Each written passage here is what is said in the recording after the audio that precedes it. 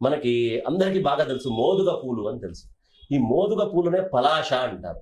ఈ పలాశ వృక్షము గొప్పతనం ఏమిటయ్యా అంటే మొట్టమొదట బ్రహ్మజ్ఞానం విన్నటువంటి చెట్టు దేవతలు మాట్లాడుకుంటూ ఉంటే అది పలాశ వృక్షం. అలాంటి పలాశ వృక్షం కింద ఉండి వాళ్ళందరూ విన్నటువంటి బ్రహ్మజ్ఞానం. దాని పూలు ఎప్పుడైనా చూసావమ్మా? తెలంగాణలో చాలా విస్తృతంగా ఉంటాయి. ఎక్కడ చూసినా మోదుగ చెట్లు ఎక్కువగా ఉంటాయి. ఏది మన ఈ ఆదిలాబాద్ వైపు వెళ్ళేటటువంటి దారుల్లో కానీ వరంగల్ బాగా విశేషంగా కనిపిస్తాయి. ఈ మోదుగ పూలని తీసుకొని వచ్చి దాన్ని బాగా ఉండలాగా చేసి అది నీళ్ళల్లో కలిపితే మంచి ఎరుపు వస్తుంది. ఆ నీళ్లు కొట్టుకుంటే ఇది ఎండాకాలం కదా, బాగా శరీరానికి తాపం వస్తుంది. ఈ తాపం పోవాలి అంటే ఆ మోదుగ పూల యొక్క నీళ్ళని చల్లుకుంటే చలవ. దాంతో షర్బత్తులు జ్యూసులు కూడా చేస్తారమ్మా. అది చాలా చలవ, చాలా ఒంటికి మంచిది. దానికి వాసన ఉండదు. మోదుగ పువ్వుకి వాసన ఉండదు.